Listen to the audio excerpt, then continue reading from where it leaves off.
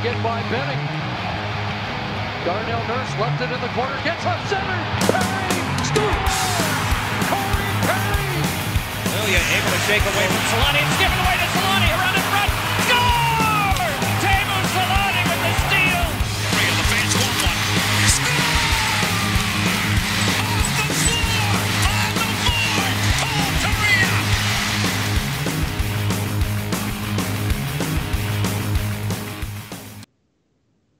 Hey everybody, welcome. It's another episode of the Forever Mighty podcast. It's Patrick and Eddie on the mics tonight. What's up, Ed? How's cold ass Canada, my friend? Extra cold today. We got hit with the snowstorm, of course. Oh, so finally! The commute home was fun. Did your sled dogs make it back okay? They didn't have to. You have to stop anywhere, and you guys are good. Well, I was at work all day, and the snowstorm hit where I live, and then it made its way all the way to where I work, just for my commute home. So I had snow the whole way. That was nice, fun. Man. No, it's just we don't have any snow here in California during the winter, so I mean it's pretty normal. When you came up to Toronto, right? You didn't get a lot of it. Actually, you got pretty good weather. It was like positive. We were in Aurora, Ontario, in Canada, so that did have snow for sure. Yeah, but then when you came into the city, I think it was like...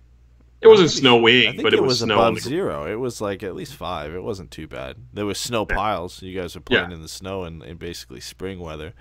Yeah, pretty much. All right, well, what do we got? We got 2 games? Yeah, man, we got Nashville and the Columbus Blue Jackets. Some all-star news to talk about. Some returning all-time fan favorites coming back to Anaheim tomorrow night when Dallas comes to town. So we got plenty to talk about here, man. Good and bad, too. Good and bad, which I like. As better than bad and bad. We have good and bad. Most of this year has been bad and bad. Last year was bad and bad and bad and bad and bad. So at least we've got some good this year. This isn't too far off from being last year. No. Ducks haven't won consecutive games since November 1st, so it pretty much has been good and bad because the Ducks have either won a game and lost a game for most of this stretch, or they haven't gone on a big losing streak either. It's just been back and forth hockey. They win one, they lose one, they lose 2, they win 1. Like, it's just, that's kind of been the stretch that they've been on, where they've been hovering around that 3 games under 500 mark for the last couple of weeks. Yeah, it's been a tough go. I was pretty happy though, honestly, looking at the way the Nashville game went, especially crazy good start into that first period. Ducks looked like they were rolling, and then I just kind of remembered that Nashville really hasn't been that good this year, right? Like they just have not been this top tier team. They can't get a save. That team cannot catch a save. I think it was before this game. I got to get your opinion on this because you put in the group chat that you didn't like these lines. Was it for this game or was it for the Columbus game? Yeah. No, I was not a fan of these lines going into this game. 100% right, man. What did you not like about these? Now, barring the fact, yes, Rickard Rakell was out with injury, Troy Terry's still out, but honestly, I felt like that's as good as it gets for the Ducks at this point. I was very hard pressed to be excited about Henrique playing wing with Ryan Getzlaf. I mean, Henrique's never been a big finisher, especially because Sprung has been put back in the lineup, which was nice, right? But then relying on Lundestrom at 2C, I was just kind of like, I don't know if that's really going to be the best thing we could do here. But it turned out to be a really good thing for the Ducks. Honestly, I mean, the lines did work out, but I was very confused by the lineup against Nashville. I think the only other thing you can do in this case would have probably been to bump Shore into that Henrique spot, and then Lundestrom down to 4C and Henrique at 2C. But then at that point, why even have Lundestrom in the lineup, right? We've talked about this before. Yep. If you're going to bring the kid up and play him 4C between Nick Delorier and Carter Rowney, there's no point in having the kid up. But also give him a shot between Silfverberg, who's the Ducks' best player this year, and then just throw Comtois on there because it honestly felt like they needed a guy to put on that spot on left wing. But I didn't hate him. It was the healthiest the Ducks forward group has been in a while. And, Henrique's been at Getzlaf's wing for a little bit here. Earlier in the season, he got put there as well. And honestly, I was just kind of happy to see Daniel Sprong get first-line minutes again. Yeah, it's been a long time coming. I remember we talked about this towards more of the beginning of the season about, how long is it going to be before we see Daniel Sprong come into the lineup? And we're like, well, if the kids start playing bad, maybe, I think we said something like 10, 15 games. I mean, it took 41 games for Daniel Sprong and him to get an opportunity. Pretty decent, too, in San Diego as well. Not great, but not bad. And then it took an article talking about how he was frustrated, and then he got called up. I think it was about 5 days after that article came out. And this was his best game of the year. I think he's only played 3 or 4 games this year, so not a big sample size to draw from, but he looked good. He had that redirect on the rebound in front of the net, and then he picked up an assist in this game too. And that's what you want. I mean, you got to put Daniel Sprong in a position to succeed, and you got to play him with Ryan Getzlaf or Adam Henrique if he's at center. I don't think playing him with Sam Steele, Isaac Lundestrom in this game would have been beneficial. You got to put him with the captain if you want him to succeed. There are certain players, and the Ducks have had many of these guys before, Pontus Aberg, among others, where you need to put them with Ryan Getzlaf to succeed. That's just the case. Look at other teams you've done this. Look at Chris Kunitz with Sidney Crosby, or Brian Rust with Sidney Crosby, or early on Jay Gensel with Sidney Crosby, and you see it across the league where Connor McDavid's playing with James Neal and Zach Kassian. Sometimes these guys just get thrown with Ryan Getzlaf, and sometimes it works and sometimes it doesn't. But in this case, I think Daniel Sprong's the guy you need to have with Ryan Getzlaf if Sprong's going to be in the lineup.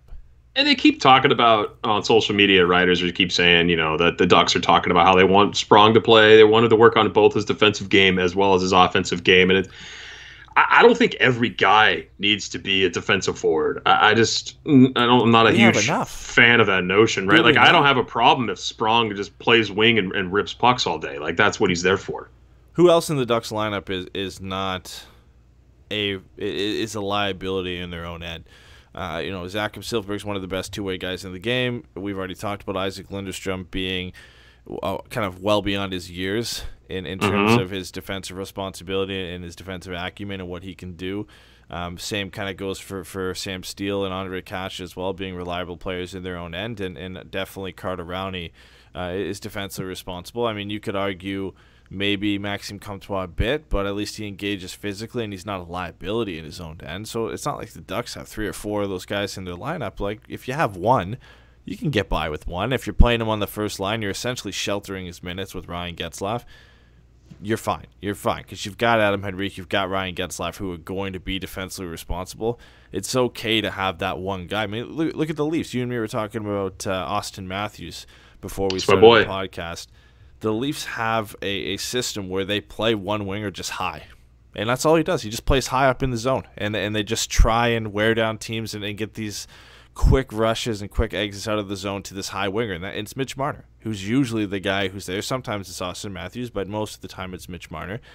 And some teams just have that guy. And I'm not saying Daniel Sprong is Mitch Marner, but you have that guy. You have that guy who's his pure reason he's in the top 6 and in the lineup is to be that one winger who his only focus is offense.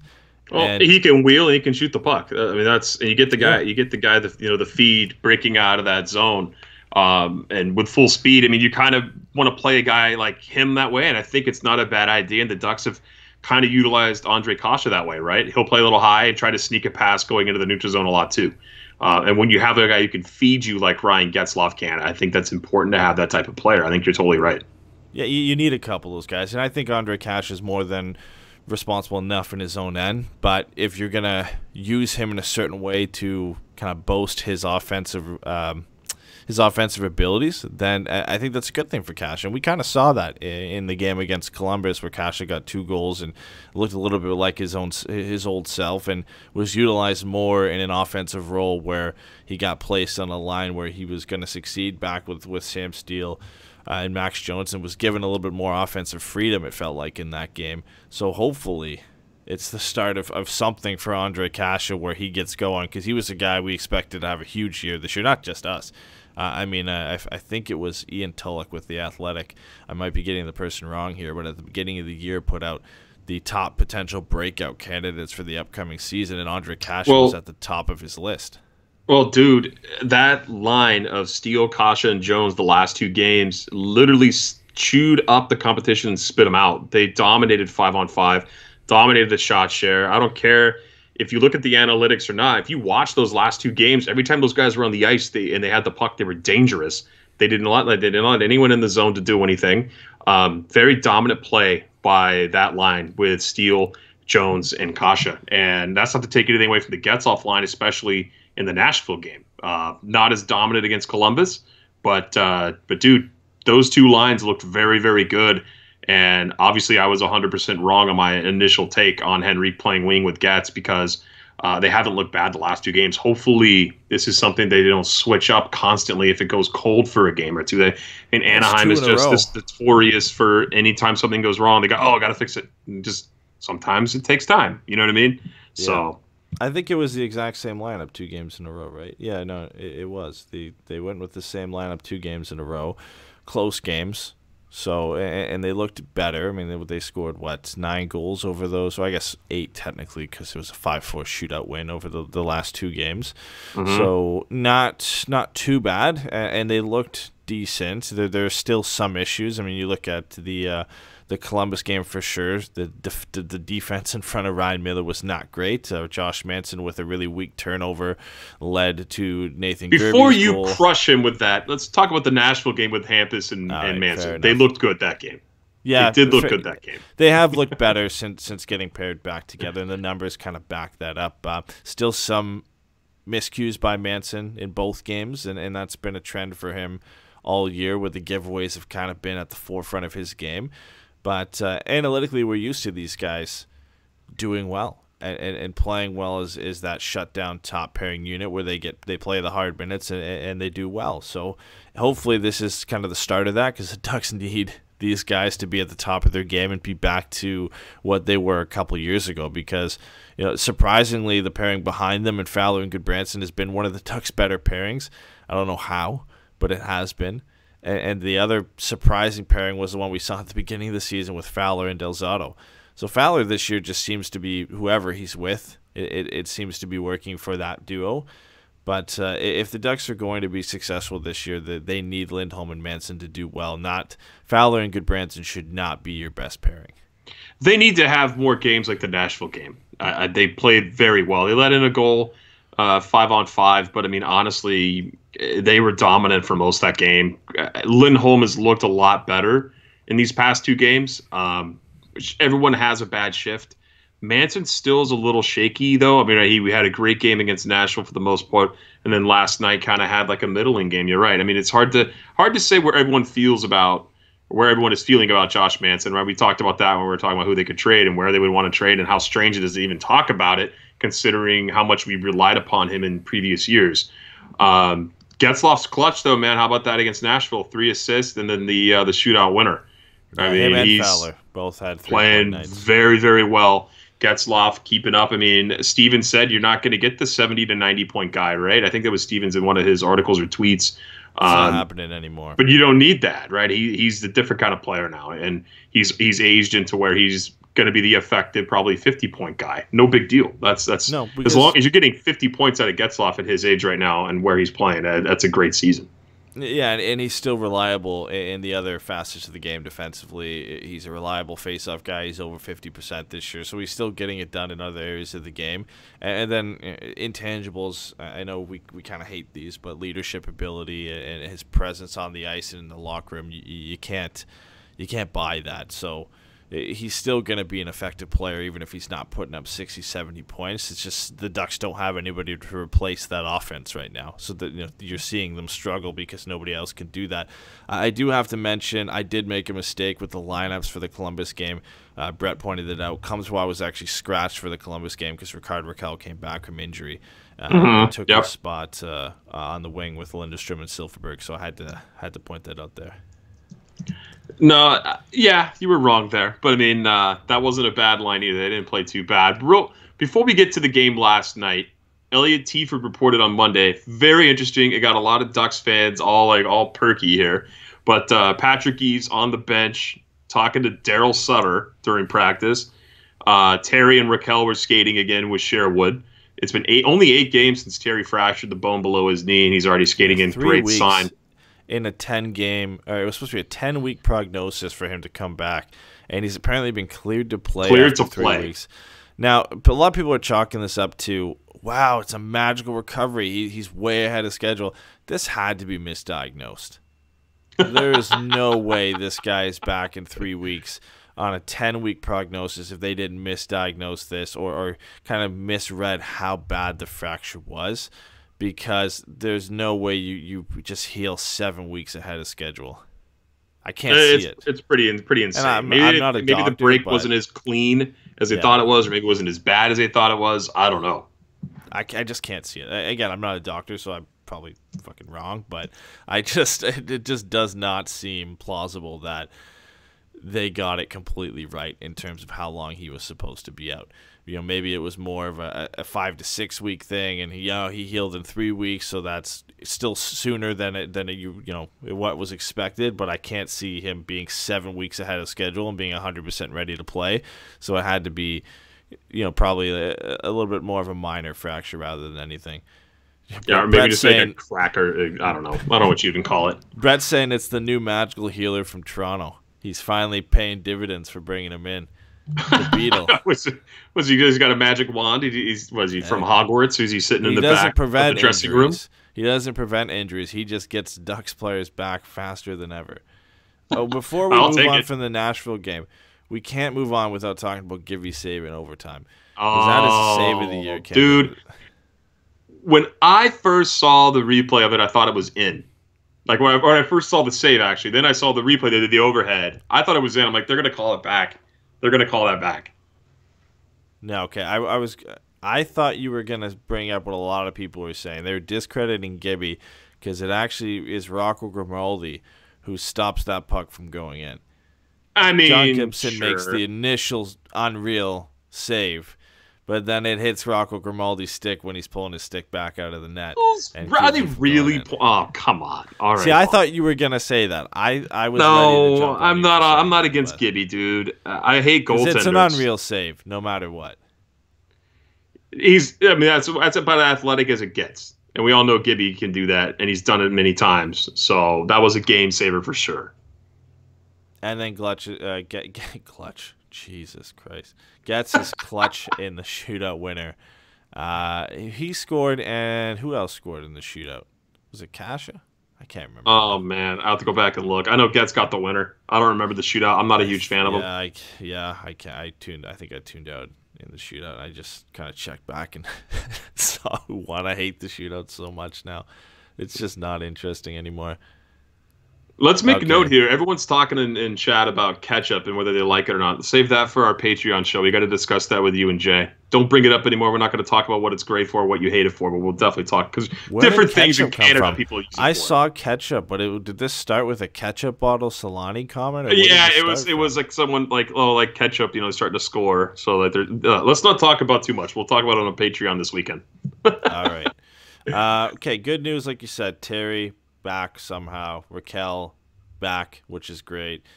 Who else? Derek Grant is nearing return. Corbinian Holzer was ready, but they just didn't play him, thank God. So everybody is back. Who else is still out now other than those guys? Is anybody else still on the IR other than Kessler and Eves? I think that's I think that's it. I'm probably forgetting somebody obvious, but I'm pretty sure that is everybody. Speaking of team guys, apparently Andrew Cogliano is that guy in the room that everybody misses now that he got traded. Everyone loved that guy, apparently. Hilarious. I mean, are you surprised? Big room guy. You knew he was. I mean, just you could kind of tell he was a room guy. I'm not super surprised that everybody loved him. Oh, Nick Ritchie. Nick Ritchie is out. Jimmy and Shane brought that up. I feel bad for forgetting Nick Ritchie because I'm usually a big supporter of Nick Ritchie, but apparently he's getting close to coming back. But this is the closest the Ducks have been to 100% healthy in a long time because pretty much everybody's back now except for Nick Ritchie and then the obvious two who are on the LTIR right now or should be on the LTIR. That's it, though. That's not terrible. Getting healthy. Damn it. This is how much I'm out of the loop. I keep forgetting. Jakob Silfverberg is now injured. Potentially. Hold on. We were going to get to that. I've spoiled it, so it's too late. He's injured. Let's get to it. Okay, yeah. Apparently he took an elbow. Apparently he took an elbow in the corner within like the first 5 minutes. That nobody saw. Or people saw, but there's no video. I looked. I know. I looked on Unless Twitter you want to too. go back and watch the game. He got injured. He has an upper body injury. He took an elbow apparently in the corner. Played just under 5 minutes in that game. Didn't return. No update from Dallas Aikens today. So he could be day-to-day, could be week-to-week, he could be out for the rest of the season. Nobody knows. Good. Playing Stars tomorrow. Not, because if he's out, there's no All-Star game for Jakob Silfverberg, which would be supremely disappointing for him. And then the Ducks would have to send somebody else. Which is obviously not the big thing. The big thing is Camp Fowler. It's going to be the big C4. thing for me is if he's hurt long-term, the Ducks can't trade him at the deadline. Wait, can they send Camp Fowler? The way the rosters are constructed now, can they send him if they're gonna have too many defensemen or too many forwards? No, they can send him because there's only one defenseman going right now. It's Drew Doughty. That's it. True. I don't know how they think it's gonna go because the format's 3-on-3, so they don't care anymore. Brett says the player was falling and Sylvie kind of ran into his elbow. Not good. No. Well, either way, man. Like, hopefully he's okay. Because he's been the Ducks' best player, but I still think, and I've been getting flamed on this on Twitter. To say that the Ducks should trade him because his value's at the highest it is, and I mean, more so by Pens Anybody fans. listen to our show? The hundreds of people who listen to our podcast, they all know that. How come you should be getting a lot of people hating you on it? But I think the majority of the truth is there's a lot of people who think like us, right? I mean, trade these guys who aren't. Listen, I don't hate him. I don't want to trade him because I hate him. I want to trade him because he's worth a lot right now, and he won't. That's the highest his value is going to be. I got more hate though from Pens fans thinking that the Ducks could get Kalen Addison and a first for Silfverberg and something else, because the World Juniors apparently mean everything. And please. Kalen Addison had 9 points on a stacked Canadian power play on the World Juniors. He's all of a sudden worth the moon. And Jakob Silfverberg on a pace for 30 goals at lockdown for the next 5 years is apparently worth nothing to Pens fans. So they can have fun with a Jeff Carter rental or something like that instead. Oh, please. Like the Pens haven't been in the past used to getting rid of their top prospects. How many prospects have they actually kept in the last 10 years? Like Jake Gensel? Is that it? And he wasn't even a top prospect. He just kind of came out of nowhere. Yeah, I don't know. Shoot, that's a great point. I know Montreal's traded like all of their last 8.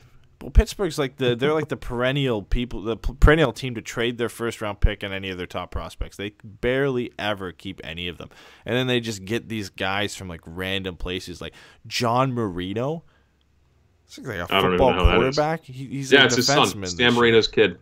Like, he's a football. He's a right shot defenseman for them this year. Came out of nowhere and is actually playing like decent hockey. The Pens just find these guys in like dumpsters and in like beer leagues and bring them in, and all of a sudden they're just NHL players. It's awesome. And they can just trade away their prospects and picks because they'll just find these guys wherever. Well, circling it back, I don't want to get too much into the Silfverberg trade talk. No. Just because we've story is Silfverberg's hurt, and I'm upset. You were very upset. Yeah. Let's talk about Daniel Sprong because he's producing. Didn't get any points in this game, but nonetheless, he's producing. Should the Ducks keep him in the top 6? And does he stay in the top 6? Because he kind of like hit out after he got the goal and the assist. Be like, see, this is what you're missing. This is what I was talking about. I said, you play me in the top 6, I'm going to put up points.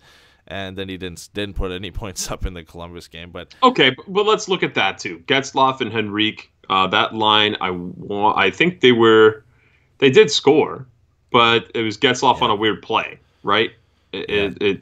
So shot from Del Zotto, Getzlaf tipped it in front of the net. Right. So they were mostly bottled up by Seth Jones and Berwinski. Jones last night had like a 3-minute and 37-second shift in the third period. That guy never got off the ice, it felt like. That guy's a beast. But they played top minutes against one of the best defensive pairings in the league.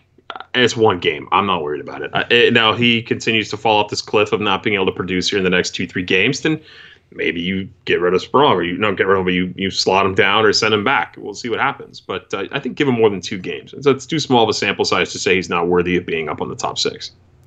This was a disappointing loss, though, coming off that win against the Predators. Like, the Blue Jackets aren't bad. They're 21-15-8.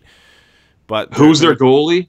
Yeah, the Korpisalo was an all-star, got hurt, and now they have Elvis Merzlikins, Latvian goaltender, who's not, to his credit, he hasn't been awful this year, and is 5 of his last, or at least before he came into the game against Anaheim, 3 of his last 4 starts have been very, very good, and he kind of got not lit up against San Jose because he still played pretty well, but he's been on a tear lately. So I got to give him some credit for that. And the Ducks peppered him with 40 shots, and he made 37 saves. So he had a good performance. But some of the efforts on the Columbus goals weren't that great. Like I mentioned, and kind of grilled Josh Manson for on the Nathan Gerbe goal, I believe it was.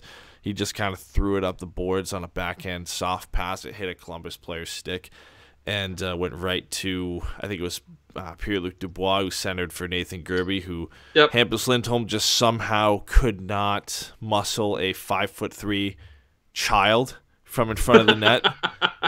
And dude, my kid's 5 foot, almost 5'1", so barely bigger than my daughter, who's 11. And Gerbe gets the goal on that one, and then I feel like I'm mixing up the goals here. I think on the first Zach Werenski goal, the Ducks had about 3 or 4 chances to clear the puck out, and they're just really soft efforts. That was one of the worst zone times that I've seen. There was just no urgency. Not in a while, but in that game for sure. Yeah, no urgency to get the puck out, and it ends up cycling around to Werenski, who just blasts the puck by Ryan Miller. Nothing you can do there. I mean, Werenski who was already wiped out on the play before. He was already wiped out. Had to try to push off him his right to get back to his left, and just was already being wired to the top shelf. On a team with a decent amount of weapons, right now Zach Werenski is the last guy you want to give the puck. He's got 7 goals in his last 5 games. How is this guy? He's leading the Blue Jackets in goals as a defenseman. He's got 15, which is just ridiculous. But yeah, this effort in this game defensively was kind of a mishap. A lot of things going wrong for the Ducks, but we're kind of used to that this year in terms of just some very bad turnovers. The whole trend of the last podcast we did on Wednesday was how bad the Ducks were over the last 4 games in terms of turnovers, and we had that ugly 5-2 loss to the Las Vegas Golden Knights where 4 of the goals were just completely horrible turnovers, like just egregious turnovers. Like it led to John Gibson just completely, I was going to say throwing his team under the bus, but not really, just speaking the truth on how bad the Ducks were in their effort in front of him. And it's not really getting better. Like every game, there's a few bad turnovers, and once they start leading to goals, like this was supposed to be an area the Ducks were at least going to be decent in, and goal scoring was supposed to be the issue. But like with everybody back healthy now from the blue line, they're still having issues. Yeah, they are. It's been a strange season too, and they've done a really, I want to say until recently. With all the injuries, it's tough to mix guys up. Without Manson, it really hurt. Honestly, that was a real tough loss when he was gone for 20 games, because he kind of cycling through guys who are playing in the AHL, being called up all the time. So maybe now with Manson back, Fowler and Goody have been good, which is crazy. So we'll see if Manson and Lindholm can return to 90% of what they were, 80% of what they were a few seasons ago. And then you got nothing to worry about. You have your top 4, then you don't really have to worry about that bottom pair so much. We talk about that all the time. Yeah. It's hard to have a real strong third pair defense anyway, unless you were Nashville from like 4 years ago. Yeah, maybe we shouldn't have banked on Fowler and Gooley being a long-term thing when we traded. It really seemed like the end of last year, man. Yeah, when we kind of went and ran with that and hoped it'd be a thing, and it didn't turn out to work too well this year. Gooley has not been good, hasn't looked NHL ready this year, and that's why he spent some time down in San Diego. Surprisingly enough, Cam Fowler still found success this year with Eric Goodbranson and Michael Del Zotto, and we talked about that in the last show too. It seems to be not so much who Cam Fowler is paired with, just the way he's been deployed this year, primarily in the offensive zone, which obviously is a huge testament to his success this year and just being allowed to kind of have the freedom to do whatever he wants offensively, and paired with 2 guys who have no problem just sitting back and watching him go in Del Zotto and Eric Goodbranson. I believe the other player he's been paired with the most this year after them is Brendan Gooley, but Brendan Gooley's been up and down. So it really is, I guess the narrative in the past was Fowler hasn't been successful because he's paired with shit defensemen like Bieksa and Lovejoy and Boschman at times. Maybe it was wrong. Maybe it's just Brandy Carlisle just did not know how to get the best out of Cam Fowler, and Dallas Eakins' offensive high-flying style just fits Cam Fowler's game. I mean, that seems like it's more truthful. I mean, would you not expect a game where it's end-to-end and it's high-event hockey to fit Cam Fowler's style? That's the way you would kind of expect him to excel in, right?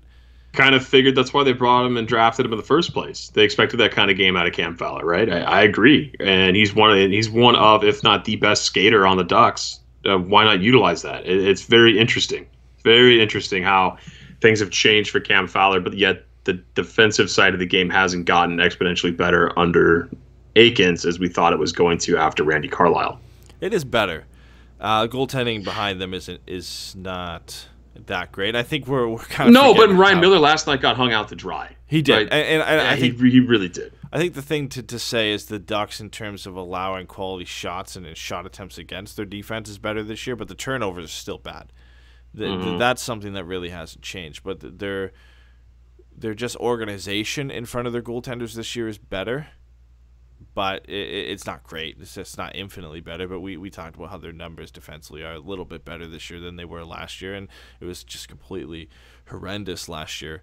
The effort they were putting in front of their goaltenders, and now it's almost just as bad because it's bad turnovers, and it's like 7 games in a row now, if not more. But 7 games after Christmas, or 6 or 7 games after Christmas now, that it's been bad turnover over bad turnover, and they're leading to goals. That's the harsh thing about this is they're directly leading to goals, if not multiple goals, in each of these games. I mean, so what do you do to fix it? That's the $1 million question, right? Don't have Goodbranson and Del Zotto as part of your top 6 defense, and then Jakob Larson to some extent as well. I mean, not even to some extent. I don't know, man. Larson's not been good. He's not. Larson has not been good. Outside your top 3, these are your options. You've got Goodbranson, Del Zotto, Jakob Larson, and Korbinian Holzer. That's not good enough. Like that, it's just not good enough. You expect to maybe have one of those guys in a good defensive setup. I think Lindholm, Manson, and Fowler can be part of a really good six-man back end. But when the other 3 of them are guys who are technically borderline NHL players, and I don't want to get on Goodbranson too much because I have been wrong, and Goodbranson's been a really good partner so far for Cam Fowler, but he's not a top 4 guy. And Del Zotto definitely isn't. And Jakob Larson right now is a borderline NHLer, and so is Korbinian Holzer. Like, you can't have success on the back end with that many fringe players. Let me ask you this. Shane brings up something in chat. He says, is the increase in shots a good trend or just a fluke right now? How do you feel about that? The increase in shots for the Ducks? Yes. Man, it's hard to tell. I'd have to look at their shots over the last few games, but I know they put up a 40 spot in the last 2, I think, right? They had 40 against Columbus. They had, 47 against Nashville, and let's just go back one more game here to see, 28 against Arizona. I personally think I don't want to say it's a trend, a good trend. I'm kind of in. It's a fluke right now because it's 2 games, not a big enough sample size. The Predators this year are the 27th ranked defense in the entire league, so you kind of expect they've been allowing shots like crazy this year. They've been sewering Pekka Rinne and UC Saros this year in the amount of shots they've allowed, so that's kind of a given. Maybe you could argue the Columbus game is a bit better because Columbus, I think, has like the 5th or 6th ranked defense this year. So putting up 40 shots on them is something to kind of look to and say that that might be trending in the right direction. But it's not enough for me to say the Ducks are starting to put more shots on net. It's a trend that they're playing better. We could see them go out against the Stars on Thursday, so tomorrow, and put up 25 shots, and then that throws that question completely under the water. Well, let's look at last season right now. I'm looking at just from October 1st through January 8th, how many shots they generated. And let's just not even look at that. Let's just look at scoring chances generated. So scoring chances between what now and when. So I'm looking at last season first, 2018-2019, October 1st to January 8th. The Ducks ranked 26th in the NHL with 849 scoring chances for and 1,049 against. Now, if you look at this season, so they were 26th. Now we look at this season. And what is this season? Well, that's at 5-on-5 too. I'm up doing the power play stuff. 5-on-5 makes more sense for looking at this. Yeah. Scoring chances for this season, the Ducks are 15th. 905 chances. So 50 doing more. better this year. Scoring chances, that's a lot. Yeah, it's better. It's not infinitely better. And it's they're not astronomically better. It's slightly less better. than 1,000. 929 chances against rather than 1,049. It's basically, but if you break it down like this, it's basically one more scoring chance per game. A little bit more than that. Yeah. It's not significant. That much better. It's slightly better. And again, how many of those are high danger scoring chances, right? If that's a lot. You're getting into minutia there, though, right? You're getting into the but that's where you would want to look and say, if the high danger scoring chances are a lot more, then the Ducks are doing things a little bit better there. And I'd have to think it's probably around the same. It's probably a nominal increase from last year. I can't be 379 this year for 13th best in the NHL. 13th best, top half. Very surprised. They can't finish. But they're shooting. I mean, they're shooting at under 8%. They're shooting at 7.72% well, right league now. Average is 9%, is it not? 8 or 9%. So. Yeah, I mean, some of the best teams, Capital, are shooting at almost 10%. Same with Tampa, but that's expected. Yeah. So yeah, it's close, but it's definitely not where the Ducks want to be, right? I mean, we need to see some significant movement in goal scoring. If they start scoring goals. And it's the dumbest, most cliche thing to ever say. I sound like Jim Fox. If they start scoring goals, they're going to win games. Yeah. Yeah, and they haven't found a way to do that. That's been the biggest problem for the last two seasons. They can't find goal scoring. They can't do it. They're relying on these kids right now, and people are getting very impatient. Like I saw a thing on Twitter that people are like, "Oh hell no, I don't want them to tank. I want them to, find their identity this year and turn things around." It's like, do you really think that's going to happen? It's a decade of winning. And now some people getting their first taste of losing, and that's not that's not a slight against any fans. It's difficult. It is. It's really difficult to go from a decade of winning, albeit still disappointment and not winning Stanley Cup, but to go from that and deep runs in the playoffs and Pacific Division titles. And multiple Pacific Division titles in a row, and then to go to bottom of the league, bottom of the Western Conference for now, second straight season. It's tough, and I can get it. I completely sympathize with some people just not wanting that and not being on board with that, especially when you don't subscribe yourself to what goes on behind the scenes and how this could benefit the Ducks, and you don't really have that want to kind of go that deep into the storyline and into the development of which the direction the Ducks are going in. Not everybody wants to start a Ducks podcast and talk about the Ducks 24/7 and get really deep into the issues, right? It's true though. Some people casually want to follow the team, which is there's nothing wrong with that. And losing is a bit harder to swallow. I thought you were going to get to the insanity part of it of last season where we did post-game shows almost every game last year. And it was like, what do we do? We're on a 10-game losing streak. What do we do? I try and black some of that out because that was just ridiculous last year. But they were 23rd in high-danger scoring chances last year at the same time. Okay, so they're better. Better this year, just not scoring. Northcott 22 in our chat. We kind of talked about this before, but he said, if Gibby was playing the same level as last year, would we be a playoff team right now?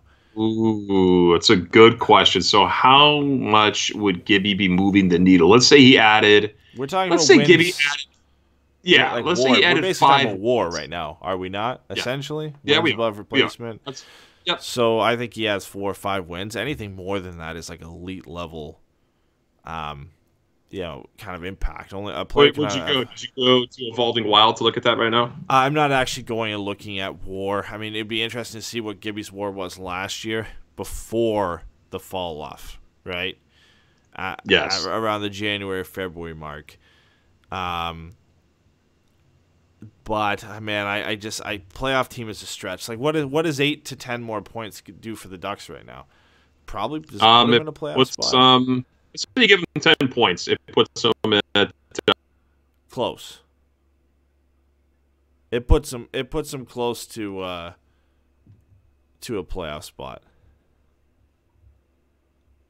Oh, we lost you, Pat.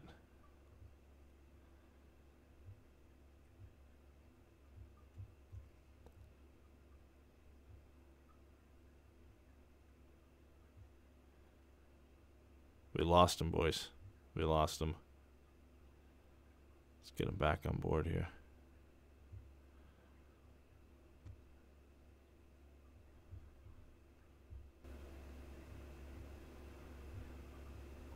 We'll get him back. And what happened? You pulled a Jason. I'm sitting here, man. It was fine. It's all right. So You're back. strange. All right. That's good. For the audio cut later. It puts them just outside the playoffs. 49 points, just outside. 40. So. Yeah. So they're what? They would be 2 points out of a playoff spot, behind Calgary with games in hand, and 1 point behind Vancouver. So it makes them a borderline playoff team for sure. And then you think of that consistency down the stretch, the fact that some of these teams are bound to go on a losing streak at some point. Calgary, Vancouver, Edmonton, right? So there's definitely, it puts them in the discussion. If John Gibson is playing at the same level he was last year, does it make them a good playoff team? No, but it does, I think, make them. It makes them, a candidate for the playoffs, if you want to say that. Yeah, but you know what though? I mean, we've talked about it too, but I mean, that's a good question. What Northcott 22 asked, and my honest feeling on it, I know it's yours too. I'm not rooting for my team to lose. Like we said last year, we don't like watching losses, but I mean, dude, if they make the playoffs, what's it going to do besides bring the owners an extra couple bucks? Like, it's really not going to help the team. I think they need to significantly change the roster, and they need to get picks and prospects. They need to bring in some high-end talent, and they got what they hope is that in Trevor Zegras and Braden Tracy. We hope is going to become that. Well, we still have hopes for Comtois and Steele and Jones and Terry too. Top 5 pick this year too. Yeah, they really got to start rebuilding this roster from the ground up. A decade of winning, you can't complain about that. You just got at some point you have to understand that the losses are going to happen.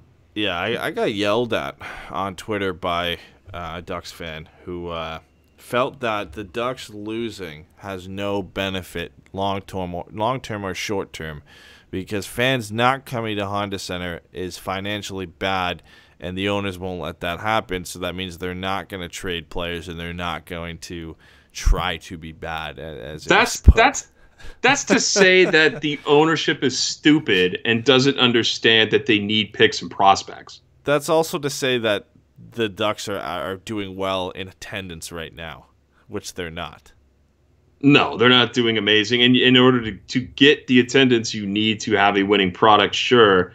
But, I mean, the things go stale, right? I mean, that happens. The guys get older and get out of their prime. What are you going to do? Just rely on on this aging. You're going to keep Silfverberg to bring 200 more people to the game? It's like, come on. And you know what? It'd be great if they could figure out a way to keep Silv and bring in another player without having to give up him. But I mean, he's our best asset right now. He's not injury prone. Unfortunately, he took a weird hit last night. Ondrej Kase, you take out his concussions, I would say he's probably our best asset. But with the injury proneness of Kase and his inability this season to score like he had last season, I mean, he was shooting at 3% before he put in the pucks the past couple of games. I mean, it's tough to not look at Silfverberg and say that's our guy we got to move, right? You got to move him. You got to make room for the kids if you're going to hold on to them as well. Oh, man, I wish I knew what article it was. I think it was Sportsnet. I can't remember. It came out today. It was looking at like the 27 top like trade targets for the trade deadline, and Ondrej Kase was only Duck on it. He was like 15th on that list, and they got a quote from an NHL executive that talked about how they basically said he's injury prone. And it seems like the fit with the coach hasn't been there this year, but there's still value there. And I would agree with the first part. I don't know yet if I agree with the second part that the fit isn't I don't there agree with with the coach the second part. I don't think because what was he a better fit with Carlisle? Well, I just don't think he's been in there enough this year to kind of get that consistency in his game, and then obviously he scores 2 the other night. So let's kind of break down Ondrej Kase a bit. It's been tough year for him injury-wise, and he hasn't consistently been in the lineup for a long enough time to really fully assess his season and his play. But he's got 16 points in 37 games, only 5 goals. 2 of those came last night, or the other day, I guess last night now, against the Columbus Blue Jackets. Can Ondrej Kase finally turn the corner here? Like, can he get to 15 or 20 this year if he goes on a run here?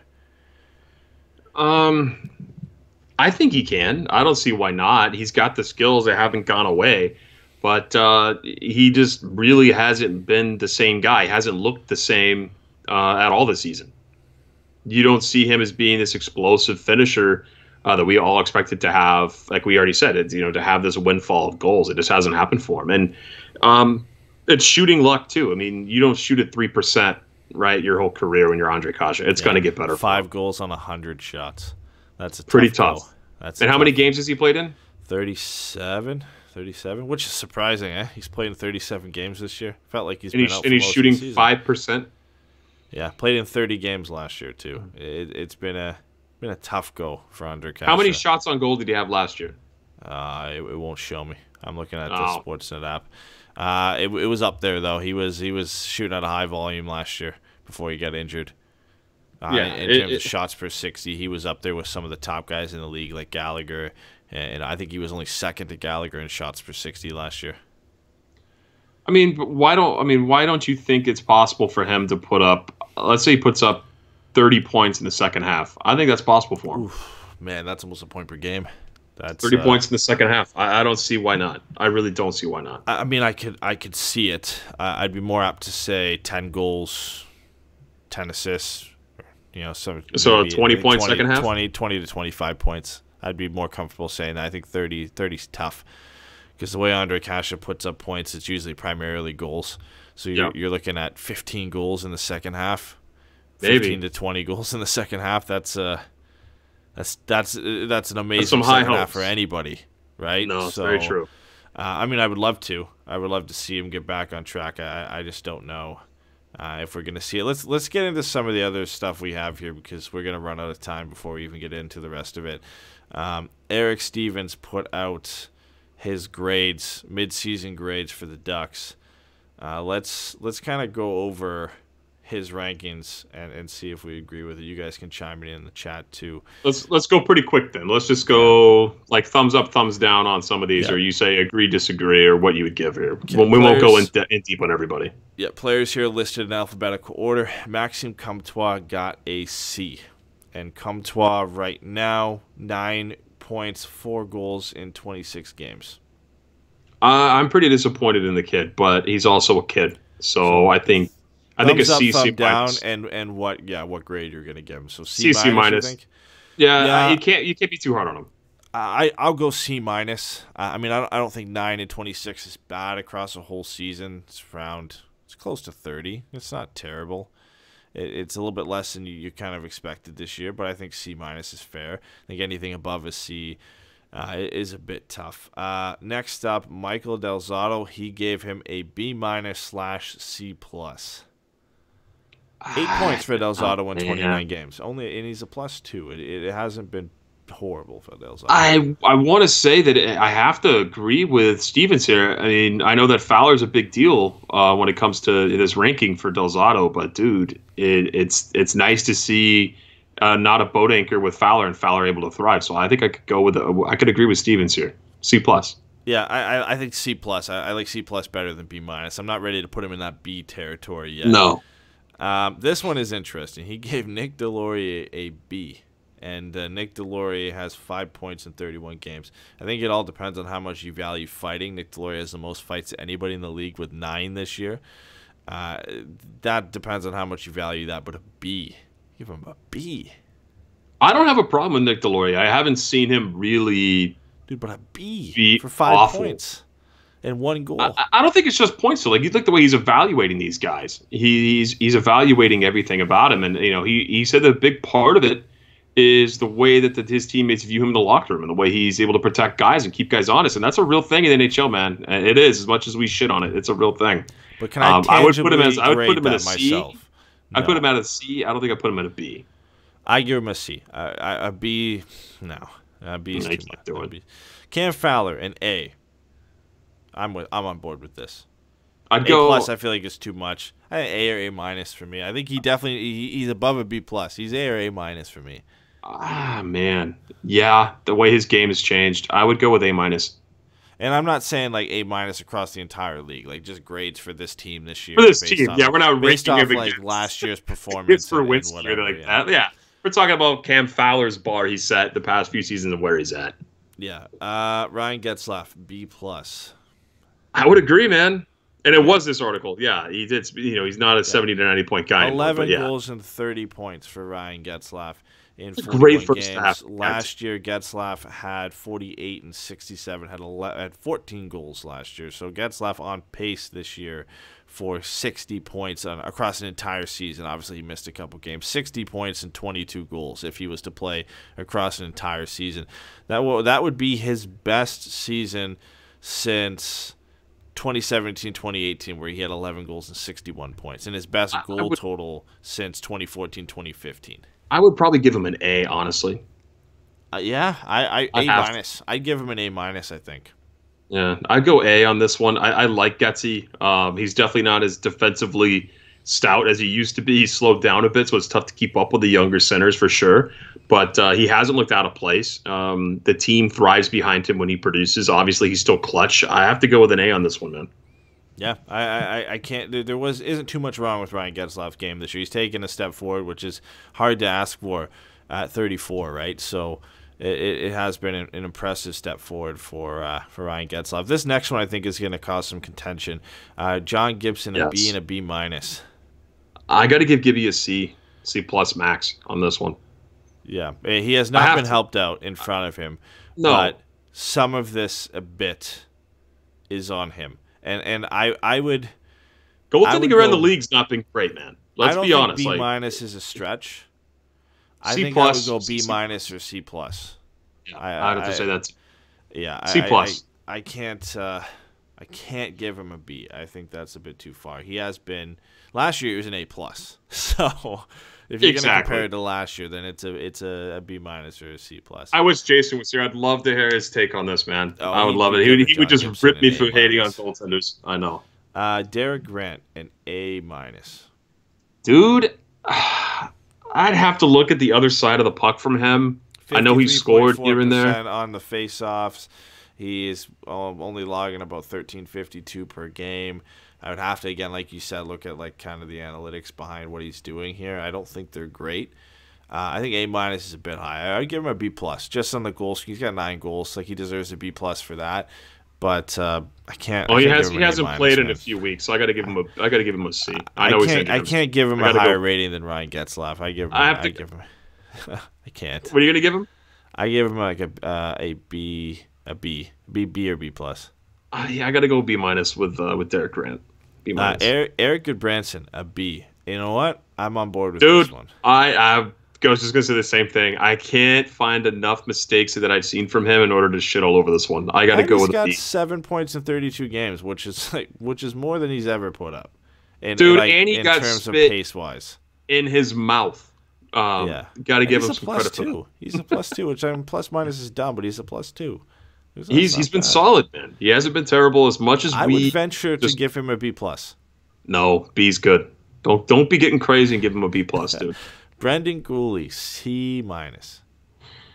I'm more disappointed in Gooley, man. I have to go D plus on this one. I know it's not far from a C minus, but D plus. I was very disappointed when he played up with the club. I had a lot of high expectation for this kid after last season. Seeing him skate with Cam Fowler, being one of the fastest players in the AHL, thought it'd be a great brand of hockey to play him. And like shelter Cammy and Gooley, right? Give them the not difficult matchup to light guys up. It didn't work out the way it is. This is just this season in my take. I got to go D plus. No, fair enough. I think C minus. I agree with that a bit. 18 games isn't enough for me to drop him down to D. I feel like if he played a few more games, he might have been able to redeem himself. So I'll agree with the C minus. This 18 games he played weren't that great, so I'll give him the C minus for that. Adam Henrique with a B. Henrique has 14 goals, 10 assists, 24 points in 43 games, playing over a full season, better than last year, on pace for 28 goals. I go B+. Around that. 28 goals great. and 48 points. It'd be close to a career-high season for Adam Henrique. So, yeah, I'd give him a B+. And anytime you're on pace for a career-high year and you're scoring at the rate Henrique is, I'll give him a B+. I think he deserves it. He's right up there with what Ryan Getzlaf has done and taking a step forward. Holzer time. C. I will give him a big D+. Yeah, I have to go with D also, man. I would go with D. He's been very shaky every time he's on the ice.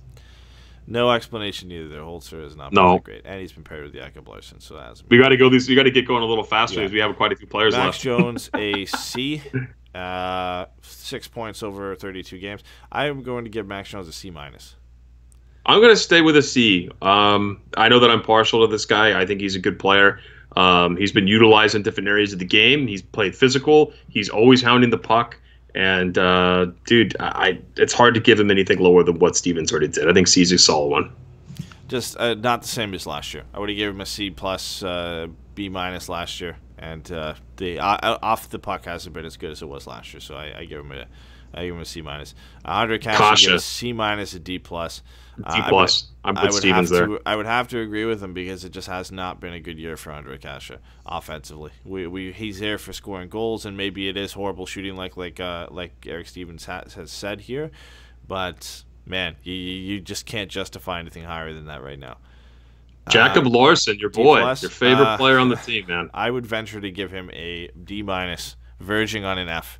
I have been supremely disappointed in Jakob Larson this year. He has not been good in any aspect of the game. He has not been good this year. I would argue he has been the worst Duck this year, man. I thought you were going to give him an F+. I was always my favorite when people got an F+ in school. You failed, but almost not. Yeah, it's just been mistakes, and the offense was never there, but it's not there at all, and just not been a great season for Miller Larson. I think D+ is generous for him. All right. What we got next? Lindholm, B+. A+. We got to go A+ with Monday here. Come on, man. But to be fair, Lindholm does have 17 points this year, which is on pace across a full season, a career high for him. So I'll take it. The goals aren't there, which is a bit disappointing. I'm giving Hampy a B. I'll stick with the B-. I think there are some things I haven't liked this year, but I still think he's generally been pretty good for the Ducks. Let's skip to Manson.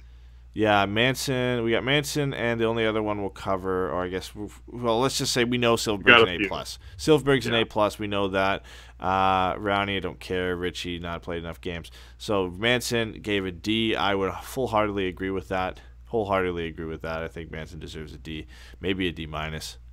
Yeah, I got to go D-, man. I'm very, very unimpressed with this game. I know he had a knee injury this year. He was out for 20 games, but just not been the same guy since his 37-point season 2 years ago. Even Steven says it in his article. He hasn't been the same, man. And I agree. This is a spot-on analysis from Stevens. I love the fact he writes The Athletic gets to do stuff like this. He's been pretty close on all of these. I mean, Rickard Rakell, he gave a B-. I'd agree with that. I think he's been good.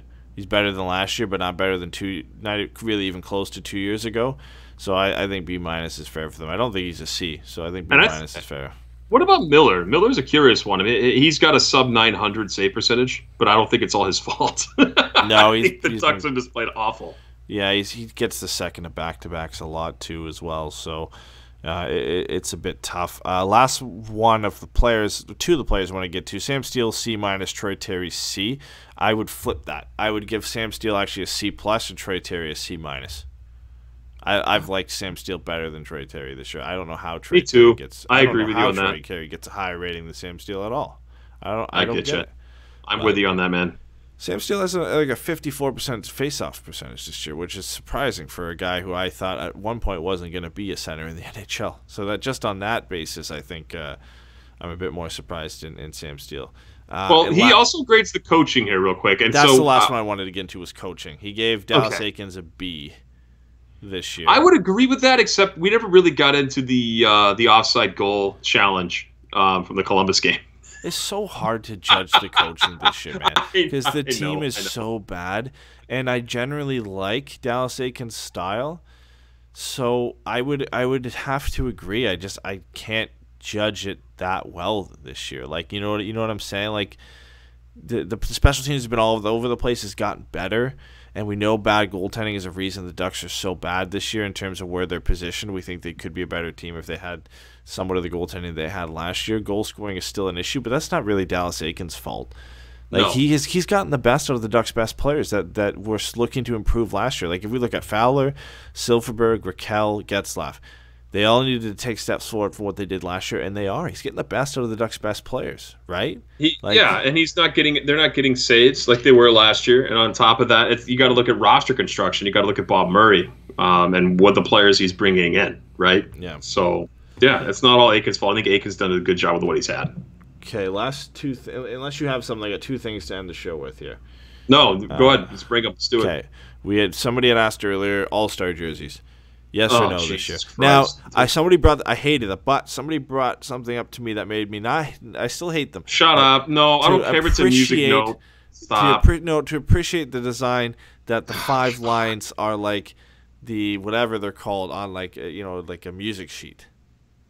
That's bad, dude. It still looks ugly, but there is some creativity behind the reasoning of it. But they're still ugly. Guess. And like Sure. the color design, they would look better with black and white like last year. The logos instead of like this weird like. Where's the All-Star game this year? St. Louis. St. Louis. That's why they have the music note thing. It looks stupid. I don't like them, but it was split. It was kind of split. I think it was probably, I'd have to go and count the responses to our post, but I think it was like 60-40 in terms of people who didn't like it and liked it. I could be way off on those numbers, dude, I don't get it. I saw some people who said they actually liked them. I don't get it either, but they did. Bad. They're bad. I wanted to talk about the Connor McDavid goal on Morgan Riley because it was just disgusting, but we'll save that. Of course you got to bring that up. We'll save bring that it up for Pucks and Brews or Rant Show or something. So the last thing I want to get to is I have 4 scenarios, I guess 8, but in blocks of 4. Oh, we didn't talk about Corey Perry and Andrew Cogliano getting their tributes tomorrow. We'll talk about that because we have to talk about the upcoming games. So we'll briefly talk about that. But first, I'm going to give you 4. Oh, Jesus. 4 Are we blocks betting of 2 airline tickets on this? No, we're not betting anything. I just want to know what you think is more likely. And it's all Duck scenarios here. Okay. You haven't seen these because I put them in a different section here. I have not seen them. So, first one. What is more likely? The Ducks finish with more than 85 points this year, or they win the draft lottery. So, right now, just so you have kind of a reference. They're at 39 points.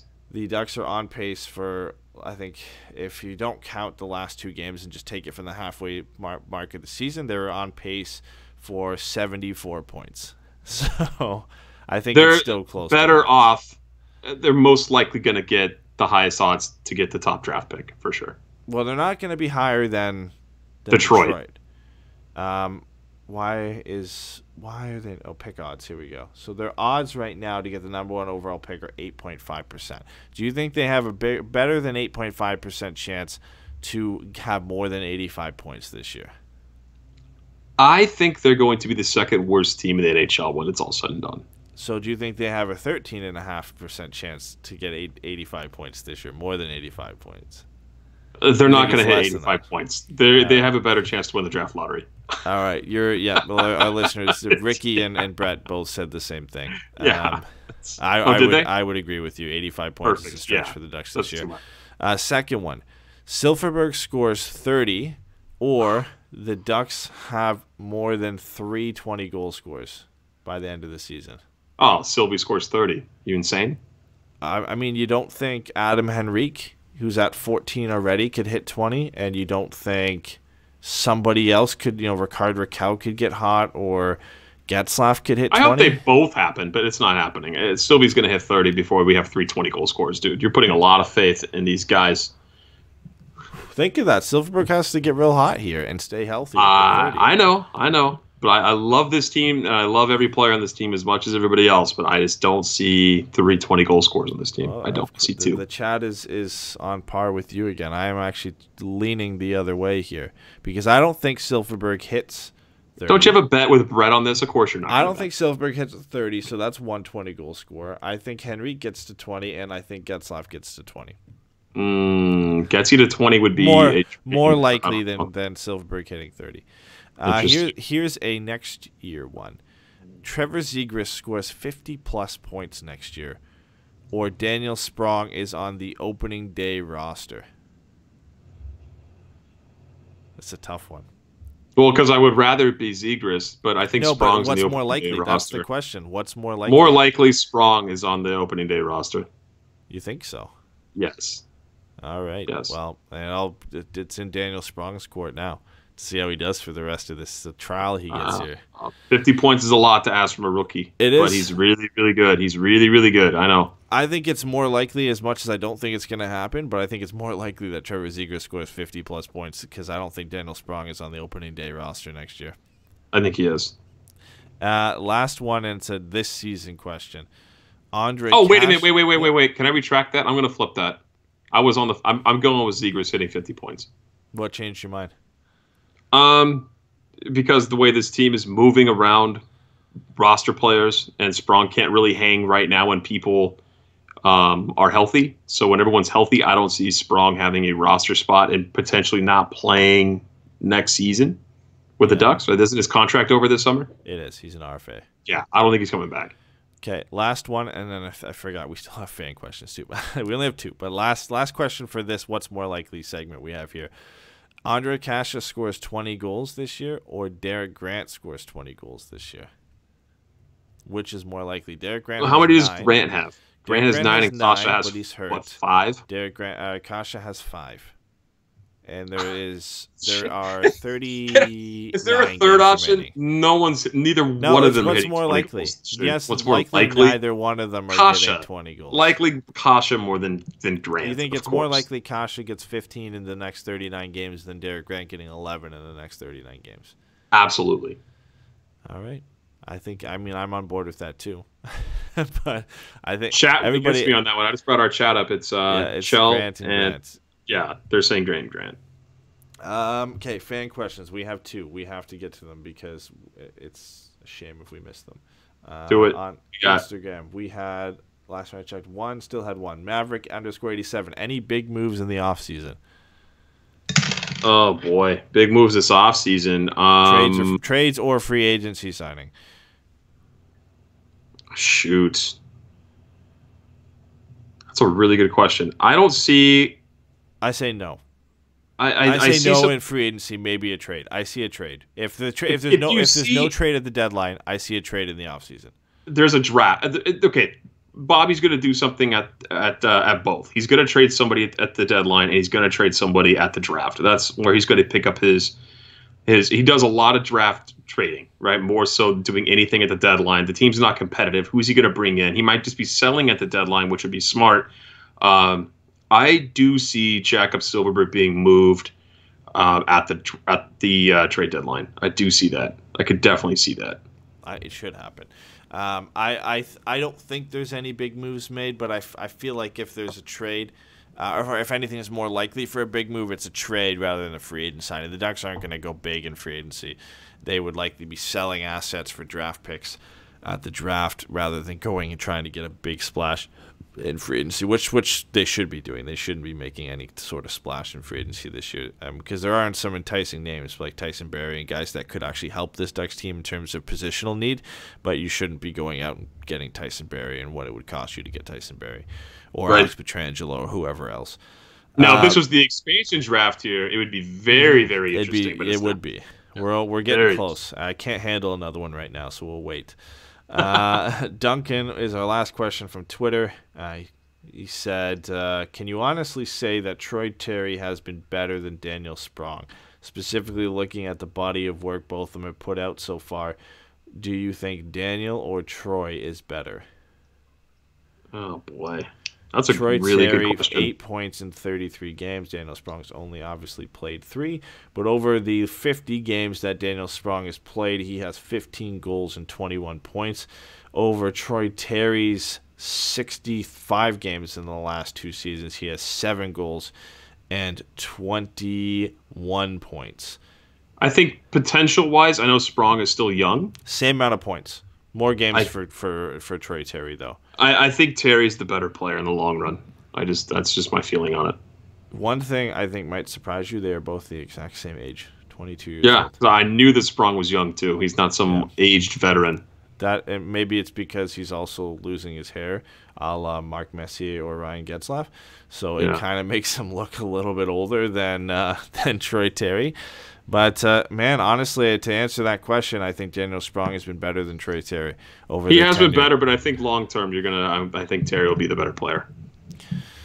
Maybe, yeah. I think right now, Sprong, over their tenures with this team, Sprong has been better. I've never been as high on Troy Terry as others have been. I think he has the potential to be better than long-term, but everybody forgets that Daniel Sprong was a second-round pick and has produced at every level. I mean, he's torn up the AHL when he's been there. It's not like he hasn't produced in the NHL, right? Like he had 19 points and 14 goals last year, and the 3 games he's played this year, he has a goal and assist. Like he's still been productive. I would say now and into the next 2 or 3 years, I think Daniel Sprong is a better player if he gets a shot in the NHL. Yeah.